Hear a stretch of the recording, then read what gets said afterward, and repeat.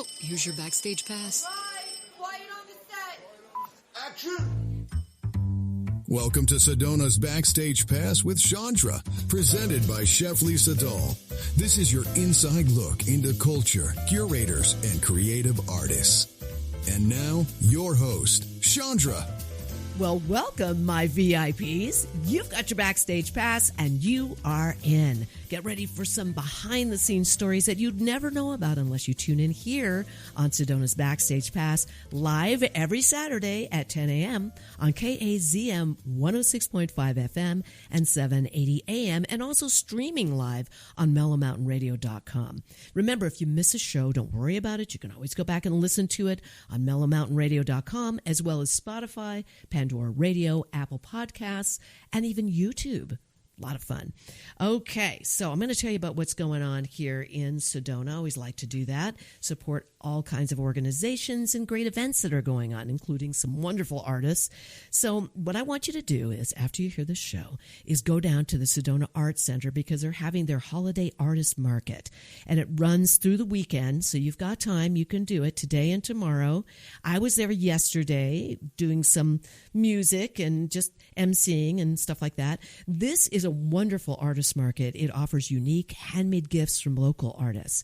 And literally, this event features over 40 artists and craft makers from Sedona and all around Arizona. So you can get some unique handmade gifts, fine art, just in time for the holidays. You can get ceramics and jewelry, paintings, textiles, and so much more. So check it out today and tomorrow, Sedona Arts Center, which is uptown Sedona.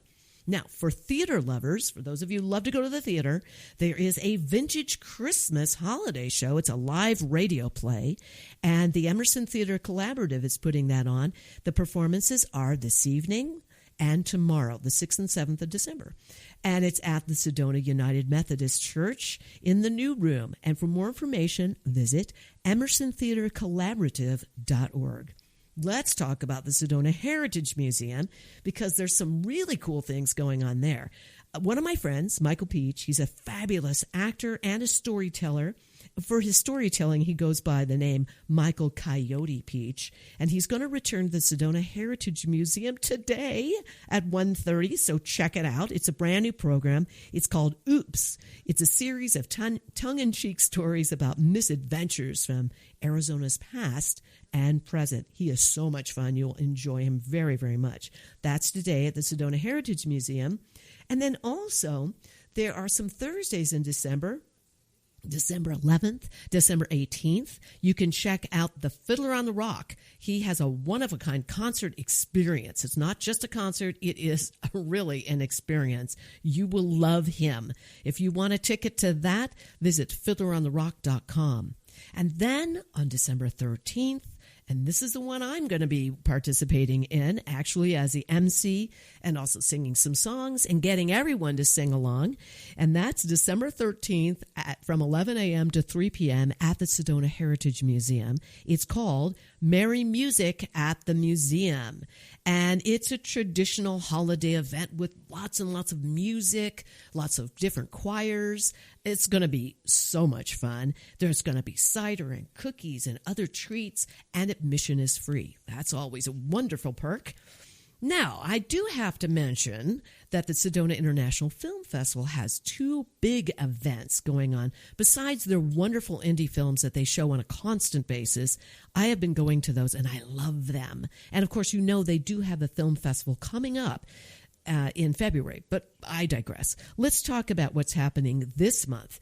Tuesday, December 9th, that's this Tuesday, at 7 p.m., you got to check this out. It's called A Winter's Eve with David Arkenstone and Friends. Now, David Arkenstone is a Grammy-nominated recording artist, and he's going to be live on stage at the Sedona Performing Arts Center, again, Tuesday, December 9th at 7 p.m. He's got his musicians with him. It is absolutely beautiful. I've listened to his music before. He's wonderful. Wonderful, wonderful. It's a blend of world music, Celtic, cinematic, New Age, and neoclassical crossover stuff. It's really fun. And also another one just a few days later, December 12th, which is a Friday at 7 p.m., same place, Sedona Performing Arts Center. The Sedona International Film Festival is bringing in El Men Trio. That's what they call it. It's a 3 tenors Christmas here in Sedona.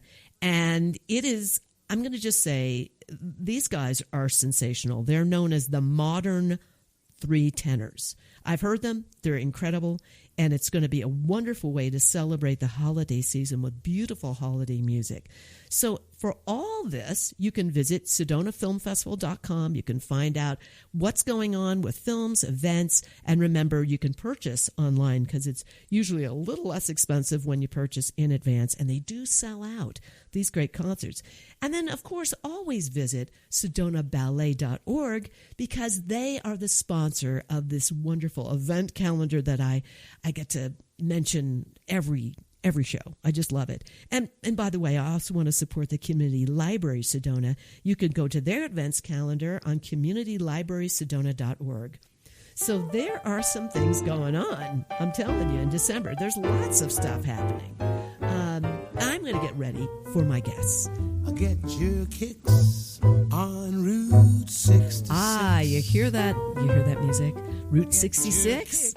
There's a reason for that. You're going to find out real quickly because I have in the studio with me today Nate Meyers, the Executive Director of the Sedona Heritage Museum. We're going to talk about Route 66. Yeah. This is cool. Yeah. There's a big anniversary, yeah? Yeah, 100th anniversary of Route 66. That's the Mother Road coming up in next year. In 2026? Yep. I love it. My goodness, 100 years. Yeah. That is one stretch of a route, I will say. I mean, that's a biggie, isn't it? Yeah. It goes all the way down through the south. Cuts from Chicago to Los Angeles, essentially. Yeah. Yeah. And Joplin, cuts Missouri, all Oklahoma City. Yeah, all that stuff. Yeah. Kingman, there it is. Barstow, San Bernardino. There you go. So you know it as well. That's good. I love it. I have seen many musicians. I think it was Bill Bassett. I saw a picture of him. He used to be at the Blazing M Ranch working with Tom and the band and all that and in the show. And he took a picture, and many people do, musicians, standing by the sign of Route 66 up at, where would that be here? That would Flagstaff. be Flagstaff. And, the border of New Mexico and Arizona. Yeah. Get everywhere, anywhere. Anywhere that it goes, you're going to find those signs. So 100th anniversary, there you go, Route 666. And there's another really big anniversary, is there not? Yeah, 2026 is the our nation's semi-quincentennial. Try and say that 5 times really fast. Yeah, fancy word for 250th birthday. That's right. It's a very big name. Yeah. I love it. That's good. Are we doing something special for that? Well, it's interesting. I think what I've been thinking a lot about is Route 66, the Mother Road, and that anniversary, and how that really speaks to what America was and what America has become, which really is, to me, what the 250th is all about. Is like, what is America? What does it mean to be American? What does our country's history mean? So that's kind of how I'm thinking about it. And as I thought about it, I was like, the Mother Road is really kind of the way to think about this, because did Route 66 come through Sedona? No, it did not. It passed 30 miles. When I sing it does. When Tom sings it, it does, actually. Does the actual Mother Road pass through Sedona? No. Okay. It's 30 miles north of here, pass through Flagstaff, yes. right? Yes. But, when you think about the people who are coming through, tourists, there's a great picture in the Arizona State Archives of a sign pointing people from Route 66 down to Oak Creek Canyon. Like, Oak Creek Canyon was the destination, because Sedona didn't exist as anything more than a post office, actually, right? But we're not really lying then when we sing it. Yeah, don't forget Sedona. Yeah, don't forget Sedona. Forget Winona. Don't forget Sedona. Forget Winona. But since you brought up Winona, a little bit of Route 66 history here. At the Sedona Heritage Museum, we have the telegraph office. The telegraph office began life as the railroad depot in Winona, Arizona. Every Toledo. small town in America had their own little railroad depot. Well, Route 66 made all those little railroad depots completely obsolete. So when Route 66 comes through northern Arizona in the 20s, suddenly Winona's railroad depot doesn't matter at all. And so fast forward to the 40s, and John Wayne comes to town in Republic Studios, and they buy that railroad depot. They move it to Sedona. They reconstruct it as part of the Western Town movie set, and it makes its film debut in Angel and the Bad Man. Too funny. Yeah. That is so outrageous. So that came from Winona? That came from That Winona? came from Winona. So there's a direct my connection between Sedona history and Route 66. Oh, that's fantastic. There's also, when you think about Route 66 and the great novel, The Grapes of Wrath, Yes. right? And Yes. the Judds, the Jodes, are traveling across to California on Route 66. They pass through northern Arizona. Well, the actual story, they don't divert in Flagstaff, but the actual story of all of those Dust Bowl migrants coming from Oklahoma and Kansas and Colorado and Texas, their actual story is they're looking for work. And most of them are finding agricultural work. Well, what did we have here in Sedona in the 1930s when all those Dust Bowl migrants are coming through? Agricultural work. And so plenty of them diverted from Route 66 in Flagstaff and came south through Oak Creek Canyon and found work in the apple orchards here and other farm labor. In fact, I believe it was Ruthie Jordan, whose parents, owned the orchard where the museum is today. Yes. Had a story about, she called them Okies, that's kind of derogatory, but about those Dust Bowl migrants coming to the farm at night and the orchard at night and stealing the gas from Walter's gas tanks. Whoa. And then moving on the way. So there's definitely that story there. And then as you also think about Route 66, and we picture it today with all those little motels and hotels that spring up and cafes and everything that spring up roadside at every small town, right? Yes. Well, that happens with every interstate, or not interstate highway, but every highway that gets built after that, right? And so Sedona, we see that ourselves, along 89A and 179. You can still see, especially 89A in West Sedona, you can still see, and in Uptown, you can still see some of those original motels that sprung up as kind of the Route 66ification of Sedona as you move into the middle part of the century, and highway and automobile travel just becomes the way to travel. Wow. That's cool. So we are going to have some sort of an exhibit with Route 66. We're looking into what that's going to look like. What it looks like right now, I don't know, but it's in development, and I think it'll be a really interesting one. Yeah, that's great. I love it. So now with the 250, as we say, coming in, are you going to do something with that? And how that affected us here. Yeah. First of all, this is crazy. You said something to me that blew my mind. And this is about 1776. Sedona was... Well, think back to July 4th, 1776. Yes. When they're signing the Declaration of Independence in Philadelphia. Right. What's going on in the place called Sedona? And what's happening... And it wasn't Sedona yet. It wasn't Sedona yet. That was still... almost 150 years into the future before that name becomes a place name here. Right. The Yavapai and Apache call this place home. The Spanish missionaries have moved through the area at least twice, and they've settled in southern Arizona, but they claimed all of what is Arizona, New Mexico, Texas, Utah, Nevada, California, Washington, Oregon. All the western states are Spain. Okay, so where was I when in my classes in school, they didn't teach me that. I don't remember any of that. I remember Mexico.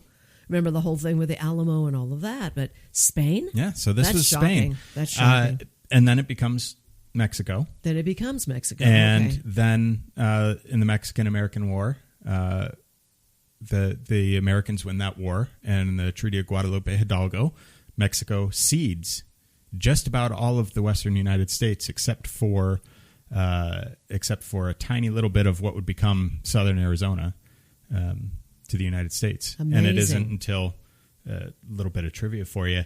the Gadsden Purchase is what completed the contiguous United States. That was Secretary of State Jefferson Davis, who would later become the President of the Confederate States of America.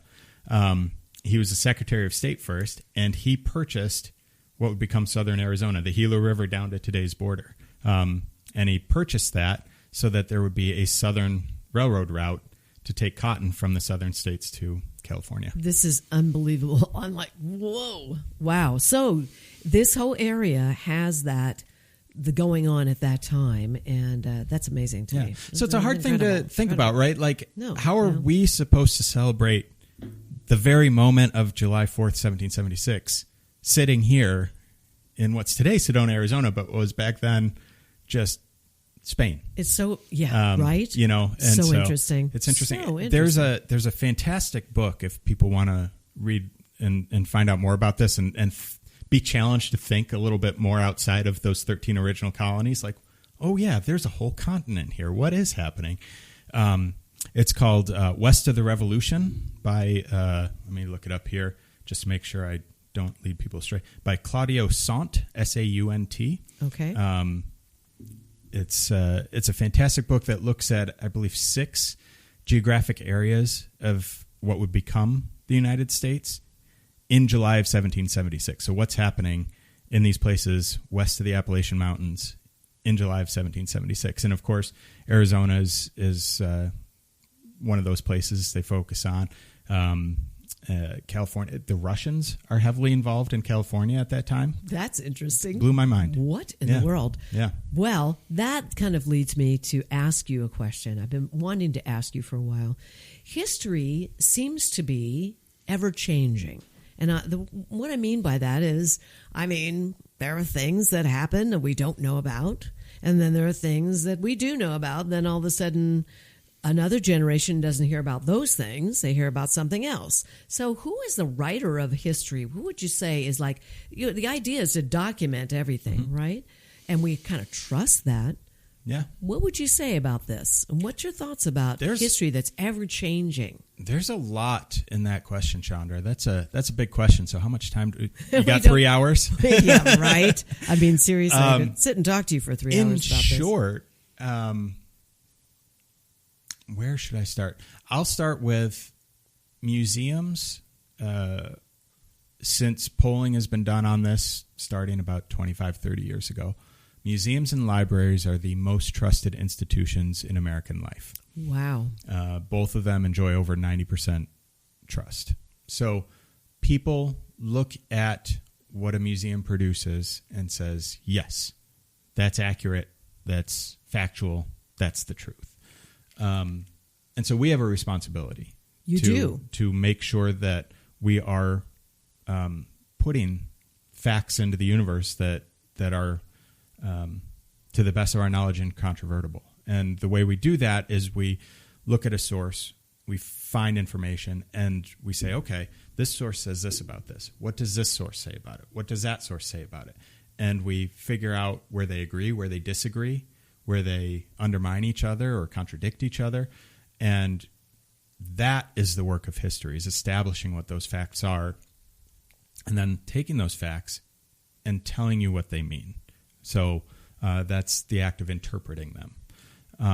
It's like an investigation. It is. Almost. It absolutely. History is an investigation. It's if you want to do like a metaphor with a courtroom, like it's the detectives are out there finding all the evidence and saying this piece of evidence says this piece supports that, this one over here we don't know what to do with, but that seems to suggest this. And then you get to the trial and the attorney's up there telling you what it means. So have you ever had anything go south where something happened and it wasn't correct? Have I got something wrong before? Yeah. Never. Not you, ever. Never. No, but have you ever been involved in anything where it wasn't just quite right? Yeah. Okay. No, I got a big one wrong. What is that? At my last museum down in Chandler, we relied on a single source, just like I told you we shouldn't do. Yes. But we did. We relied on a single source, the local newspaper, the Chandler Arizonan, to tell us the day that Chandler was founded. And by the paper, it was May 17th, 1912. May 17th. May 17th, 1912. Okay. So this is gospel in Chandler. And we celebrate the centennial of the city on May 17th, 2012. My colleagues and I wrote one of those Arcadia books, Images of America Chandler, that says it's founded May 17th, 1912. We include in the book the article that states it and everything. Book's out, centennial's done, and within just a couple months, doing other research on something else entirely, and start coming across advertisements in local papers surrounding Chandler, including what would become the Arizona Republic, the East Valley Tribune, and papers literally across the country, all saying, come to this place called Chandler on May 16th, 1912. May 16th. Yep. So we relied on one source, and that one source had a typo.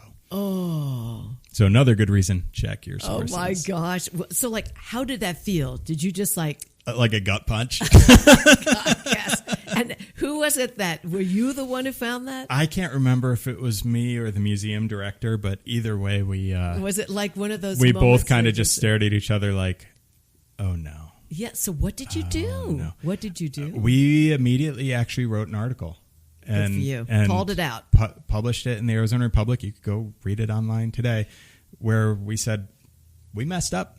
Oh, my God. We're human. Yeah, we didn't do history correctly. We didn't check our sources. We didn't, find supporting evidence for what we knew to be the case. Isn't that something? We just took it for granted. And it's forgivable. Things happen. And it was a typo, for God's sakes. Mm-hmm. Isn't that something? Oh, my gosh, that's hysterical. But I will say, museums, to get back to your main question, I think museums play a major role in that, because museums and archives are the repositories of our material culture and of the events that shape our communities and everything. And so I think museums of any and all size, it doesn't matter, all play a vital role in establishing what really actually happened. Yeah. What happens when can you think of a story in the past that changed everything from the history of, we thought it was this and then something later on it became something different? Do you know what I'm saying? For instance, I'll give you an example. Mm-hmm. And there's things that are hidden that we don't know about. Do you remember the movie about the African-American women who helped with getting into the moon? Yeah. And it's we didn't know about that. Yeah. Or I didn't know about that until the movie came out. Mm-hmm. Somebody found out about that. Mm-hmm. So... yeah, those stories are out there. And I mean, it's a matter of people asking the right questions of the right people or of the right resources. Or maybe somebody knowing something or knowing something. And putting it out like in a movie, which brings it to light. Yeah, I just read a book recently that was about the construction of Dodger Stadium in Chavez Ravine in Los Angeles. And it was about the destruction of 3 Latino communities that had to happen in order for the stadium to be built there. Whoa. And I had no idea. And the author in the preface says, I had no idea. I grew up a Dodgers fan. I grew up going to Chavez Ravine. I had no idea until this guy who was involved in it came and spoke to my class, and it got me wondering, okay, what's the story here? Wow. And so that's all it takes, is a lot of times it's just one person saying one thing, and you're like, no, wait a minute. There's a story here. I know. And if you really dig deep, there's probably tons of stories like this that we're unaware of. Oh, yeah. I mean, this is not from a lack of asking questions, but in my own experience with my grandfather. So my grandfather, he's 103 years old. He'll turn 104 in February. He's still living. Mm-hmm. Yep. Oh, my gosh. He's a World War II pilot. Holy he smokes. He flew Liberators over North Africa and Italy, bombers. I'm going to sidestep for a second. Does he have energy? I mean, he's doing well? Oh, yeah. He's doing great. Is he driving? Uh-huh. Oh, my gosh. Yep. That's we learned something new about you. He always likes to compare the mileage on my car to the mileage on his car, because he drives his to doctor's appointments, and I drive mine between Phoenix and Sedona. I love it. And he turns 104? 104 in February. Yeah. What? Yeah. Okay. We want to know what that man is eating. Yeah. I want to know what he's doing with his life, really. What are you not eating? That's probably more the question. Keeping curious and not worrying. Keeping curious. That's what he says. And not worrying. Yep. Wow. Yep. So he reads all the time. He watches documentary. I mean, he's always trying to learn. He does puzzles. He takes like courses, like great courses, like audiobook courses. Okay. Kind of thing. I'm ordering them up right now. But where I was going with that is like, as with lots of veterans, they don't want to talk about their experience, right? Or at least they don't want to with their family. Like they're not going to. Yeah, understandable. And I asked him plenty of times, and he had the same few stories that he told always. And then one day, I had him speaking at my old museum in his mid-90s, and he came and spoke, and somebody asked him in the audience, if he ever saw the Tuskegee Airmen. Yes. And that just sent me, like, it refocused the whole way I thought about his history in the broader history of civil rights and everything. And he, in fact, had a whole story about they were limping home on 3 engines. One of their engines had gone out, and the Tuskegee Airmen came in and got right next to them and took off their oxygen masks, smiled at them, gave them a thumbs up, and then took off. Isn't and he was like, something? I knew we were safe. Wow. Incredible. Yeah. I knew one of those pilots. Tom That's and I amazing. knew it. Yeah. It's just amazing. What a great story. Thank you for all that you bring. Sure. Every time you're here, it's such a delight because I learn so much, and all of you listening hear all these great stories. And if you are coming to Sedona, and even if you are residing in Sedona, visit the Sedona Heritage Museum. Make sure you find Nate. He is there all the time. And they're open all the time from 11 to 3 every day. And lots of programs, events, and great displays and exhibits. So thank you, Nate, for being here again. I look forward to this in 2026 to see all that's coming. All right, everybody, stay with me. I'll be right back.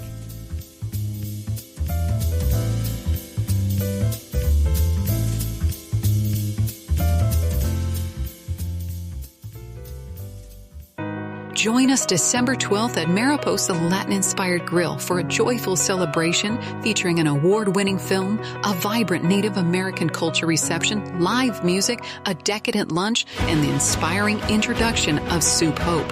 When you purchase a ticket, you help nourish communities through Soup Hope, the universal soup of love. Festivities begin at 10:30 a.m. and tickets are almost gone. Be a part of something meaningful and have a beautiful time doing it. Get your tickets at lisadahlfoundation.org.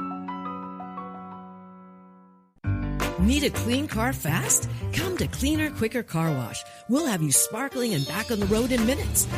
Whether you're after a quick shine or a deep clean, you'll get top quality service, eco-friendly soaps, and smiles all around.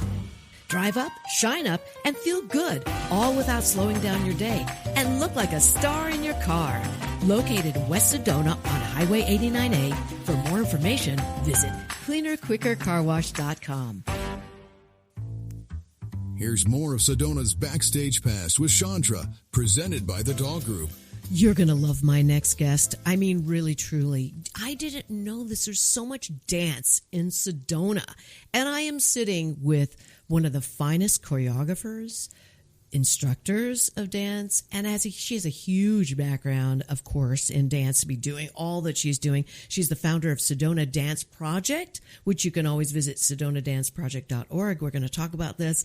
Oh, Danielle, thank you for being here. Danielle McNeal Strabala. So great to have you here. I'm so happy to be here. Thank you. Oh, my gosh, you're so busy. You just did a huge event with Amy Waddell, didn't you? Yes. So we at the Tlaquepaque Arts and Craft Village, we did a Walk into Beauty, which was honoring the sculptures that her father made. Yes. And actually, I don't know, it's probably been like over 20 years. I danced with a company in Phoenix, Desert Dance Theater, that I'm still currently dancing with. And they did a tribute dance. They used his sculptures in a piece that we did years ago. And so it was interesting because I didn't really make that connection until I moved here. And Amy's son was taking my dance class. Sasha. Yes. And then we did a festival. One of our dance festivals we asked if we can have some of her smaller sculptures on display, and she brought them to the event. And so that's kind of how our relationship, she saw the festival and she was really inspired seeing this kind of dance in Sedona, modern dance or contemporary dance. And also we had flamenco, we had Indian dance, but mostly dance as art, like as an art form. And she was really inspired. And so she asked if I would choreograph some pieces for his works at this beautiful event. So, well, let me tell you something. That was on the weekend that we were doing the Dead Quilter Society, right? So Friday, because I know there was the big event on Friday and Saturday, yes. Right? Friday, I think it was Friday evening, I'm coming back up the hill, going towards West Sedona, okay. And I'm seeing traffic that is unbelievable, all going to Tlaquepaque. I know you were packed. It was packed. Especially Saturday. Yeah. I know you were, because I saw it.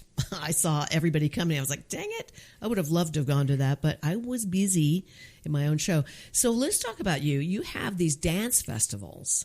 You are teaching not only young people, but at any age, yes. Correct? Yes. And like, who is like, do you have people who are of age that will come and do dances that have had dance backgrounds? Yes. Or you finding it's a variety of people who've never taken dance and then those who have all their lives? It is a variety. So I seem to be finding a lot of the dancers that come to my classes. So I do all the adult like dance classes. I do jazz, modern, Afro-Caribbean, Pilates. And so I get all these different women and men, because Tyler Carson, the fiddler, yes, he takes class too, and we have a couple of other gentlemen that take dance as well, and they're all different ages. So I'm inspired by them because I have people that are in their 70s. They used to dance professionally. Some of them just danced, recreationally in their lives, and then we have people that are just new to it coming in. So I have all different levels. Some people that have never really taken a dance class and they're trying it for the first time. So I differentiate in all my classes that I do just to try and meet everybody's needs.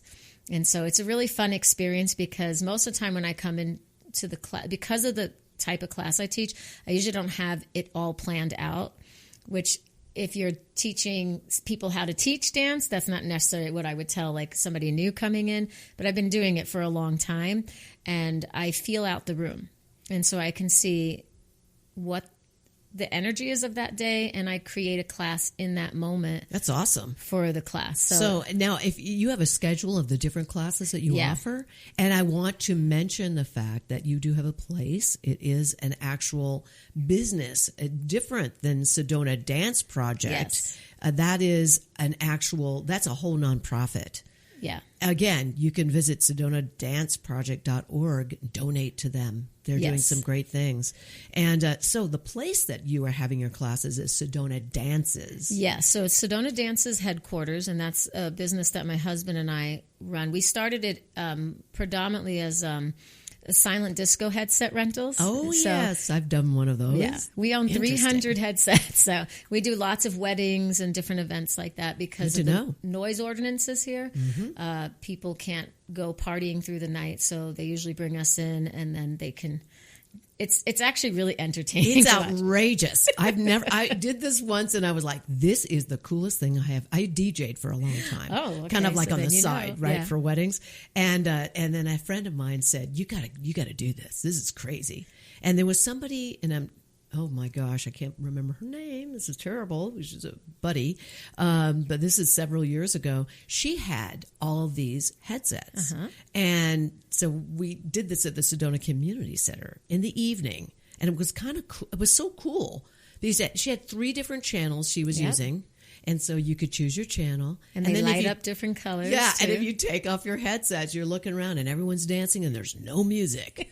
Crazy. And it's quiet, or they're singing off key because they get into a song. It's very entertaining. We find when we come into an event,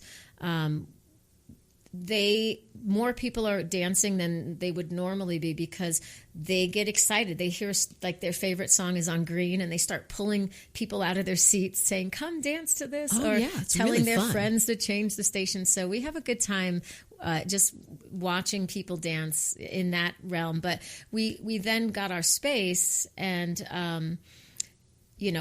there was a space to have classes now, and so that's how we got our studio. And we also do dances there, like we host a lot of different events. Plus, we rent our venue out.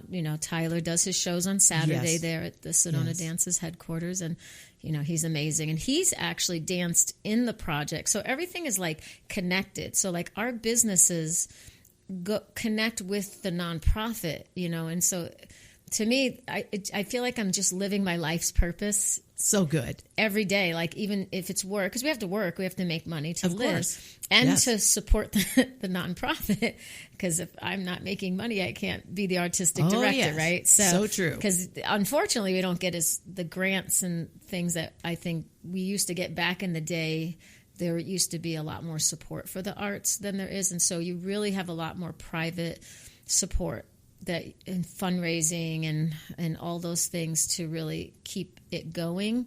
And what we found when I first founded Sedona Dance Project was just from volunteer and in-kind service is really how we survived that whole first year. We knew people that had a thrift store, and I got the costumes from there. Right. And dancers are always willing to dance, They'll dance for free.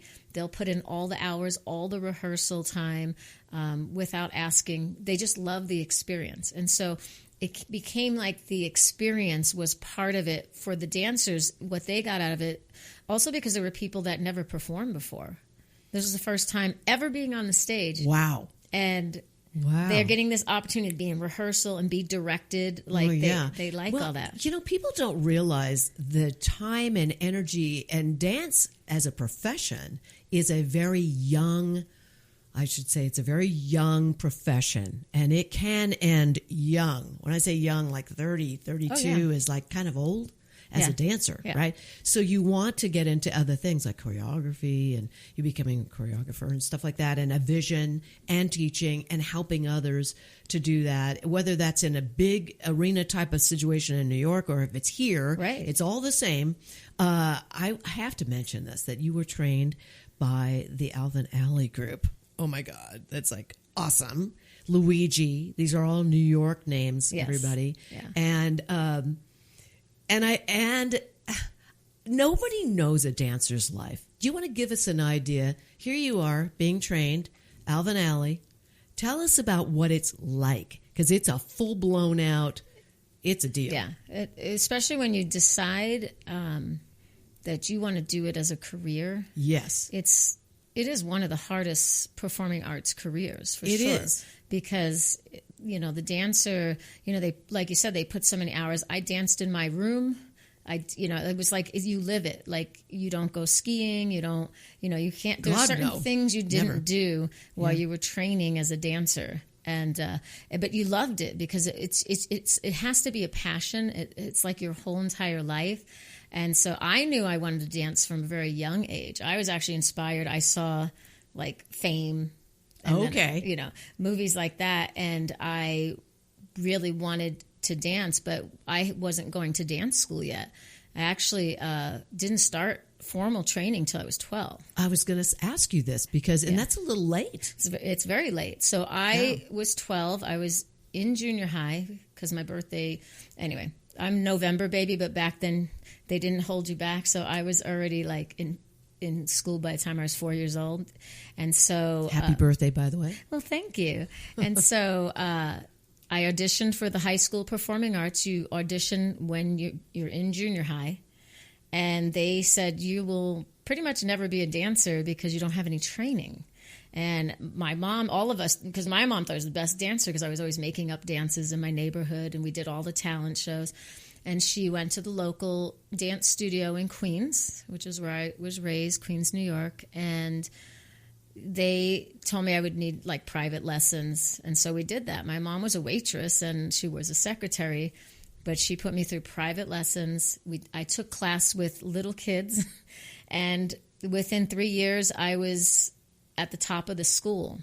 And because it was so natural to me, and I worked hard, like I would go home and I would do all the things. And so my dance teacher, amazing teacher, she said, if this is what you want to do as a career, you have to go into the city. And these are the places she wanted me to go. And one of them was Luigi. Mm-hmm. And so I went and I started training under him, which was an honor to actually, he was alive at the time, to train with him, and then to go to the Ailey School, which I got into and trained there. And it was hard. It was really, really hard. The teachers, it was just really, really intense. They expect a lot and they pull a lot from you. But I'm grateful for that, because all those challenges, even the fact that I was told that I couldn't be a dancer, I think it's what sparked me to keep going, because I knew. I was like, no, this is what I'm going to do. And so I was willing to put all the effort in and do it. Today it's different when you watch.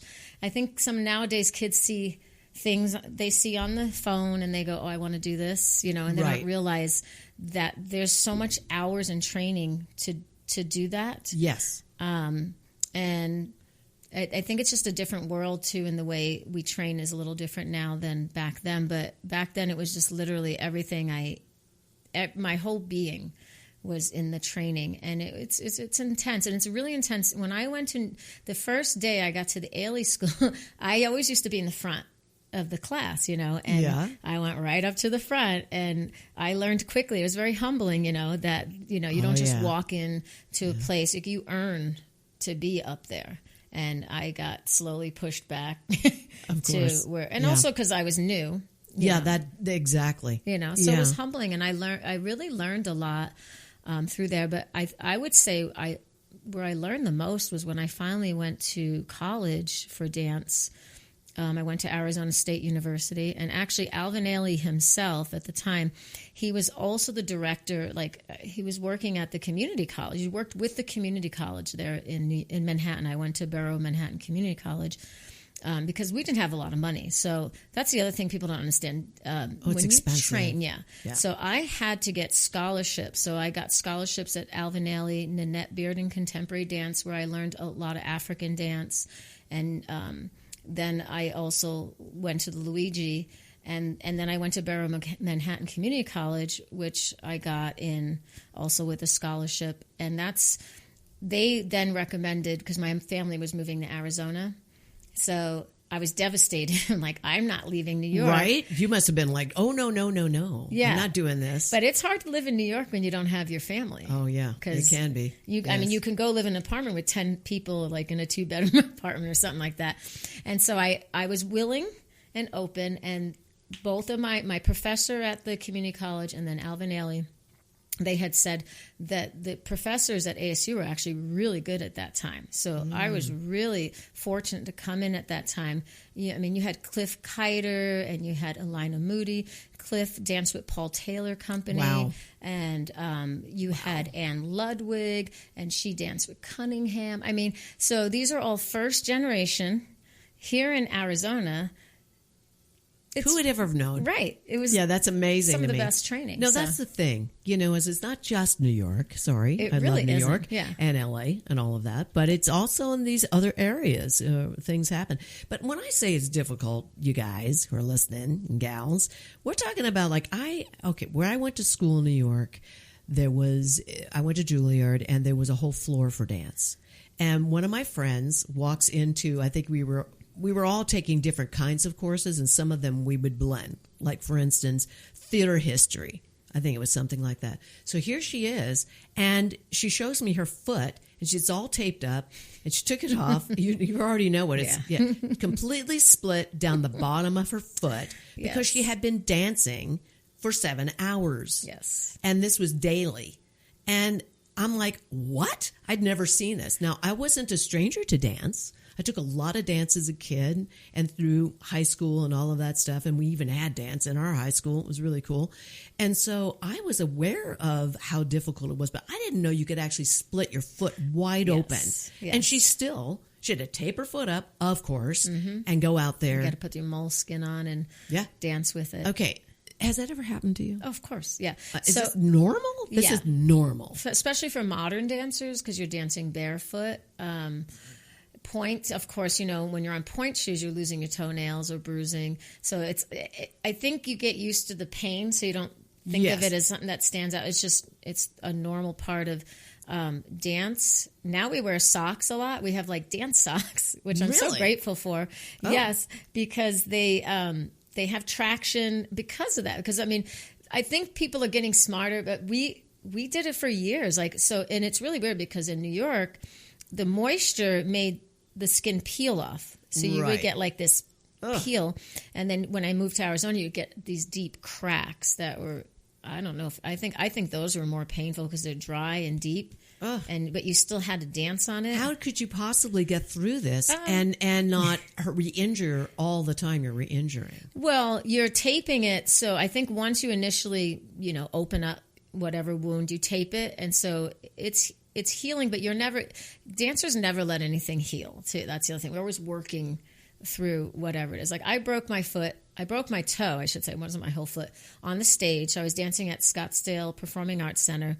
And when you're on the stage, lighting is, it can be blinding. Oh, yes. And so we're in a lift and my partner's putting me down and the floor came sooner than my foot was ready. And this is during dress rehearsal and we were doing dress rehearsal the day of the show.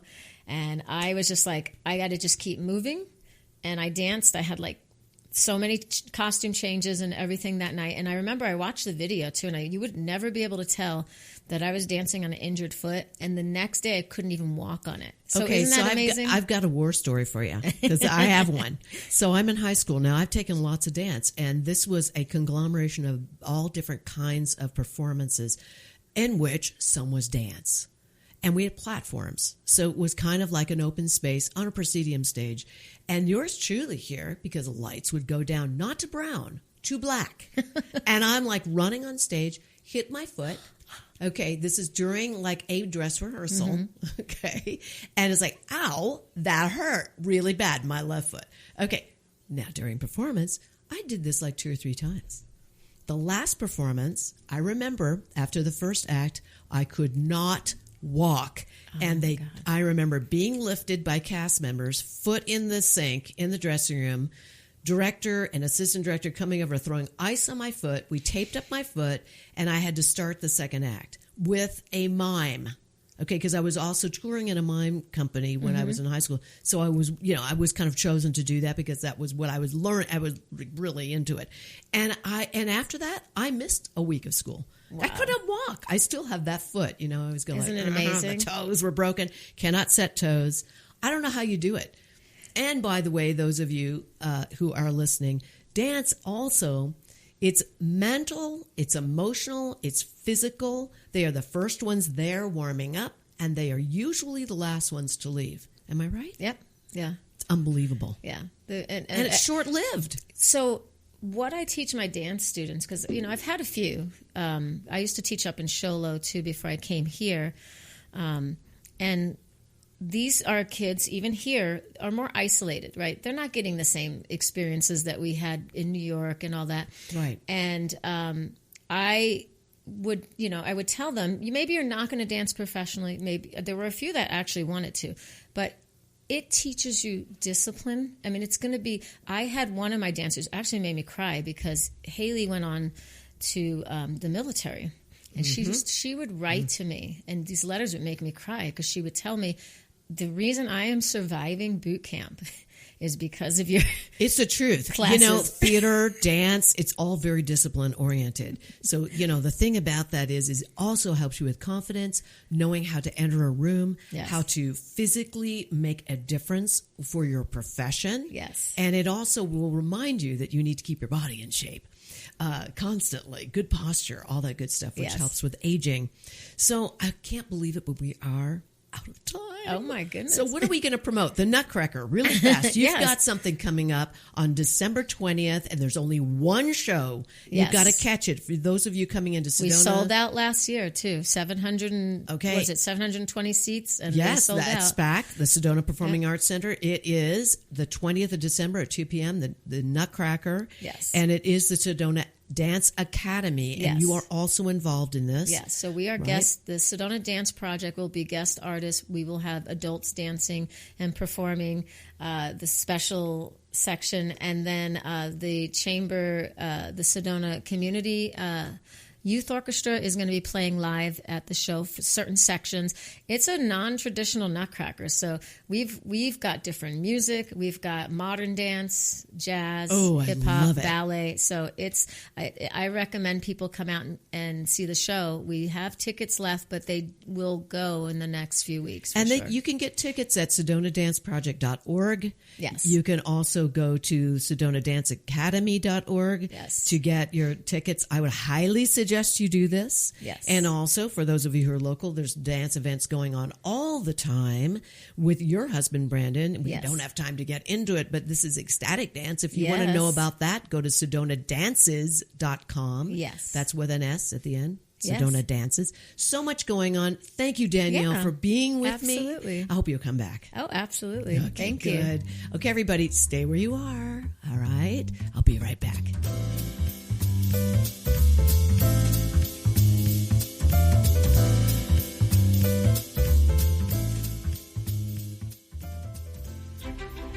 You've explored the trails, stood in awe of the red rocks.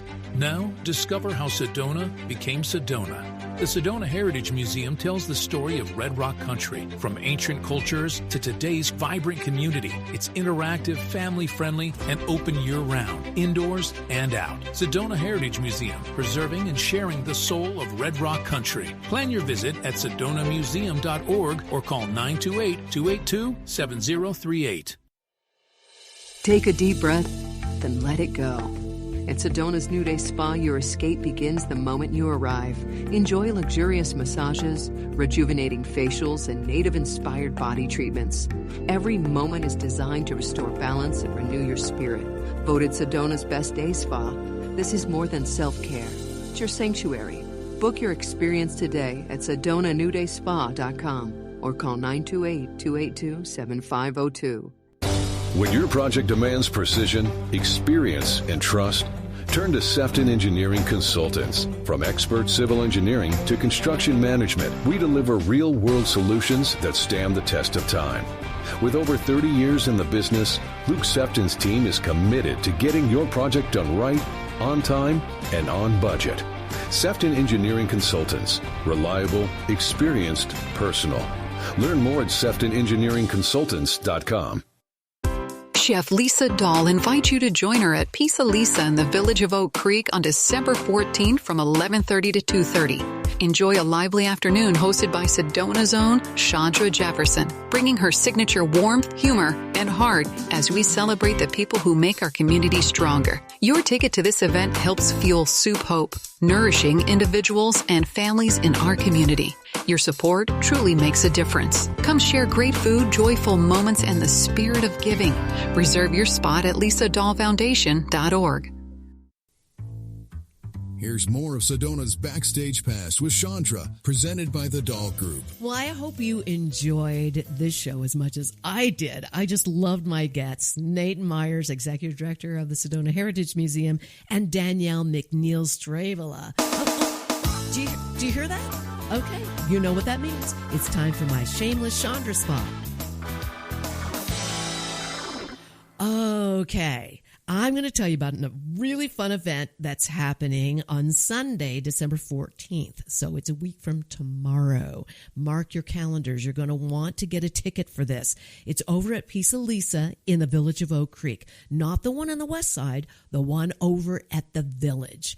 Okay, now you probably have heard, and if you haven't, you're going to have to check out the papers and also listen to commercials here, because Chef Lisa Dahl and the Dahl Restaurant Group had these huge celebrations going on that entire weekend.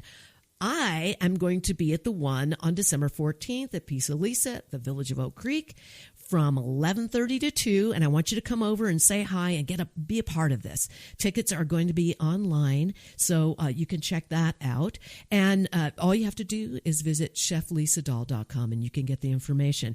Now, here's what's happening. We're going to have pizza. We're going to have beer, and a brand new wine is coming out. We're going to premiere it there, and it is Chef Lisa Dahl's wine. It's her label, and it's going to be premiered there. And we're going to have fun things on sale, like her olive oil and aprons. There's great gelato. There's going to be pizza served everywhere. We're going to have some soup.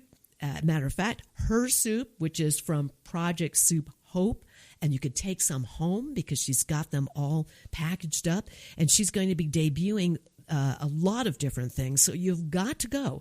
This is the place to be on Sunday, December 14th from 11:30 to 2 p.m.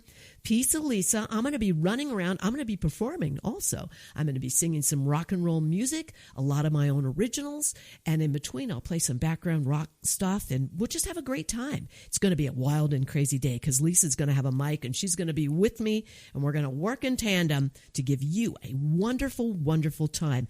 And all of the proceeds that come from the sales are all going to Project Soup Hope, her foundation. So it's a wonderful way to give back, and you'll have some holiday gifts to purchase for your friends, and just have a great time celebrating at Pizza Lisa, Sunday, December 14th from 11:30 to 2 p.m. See you there.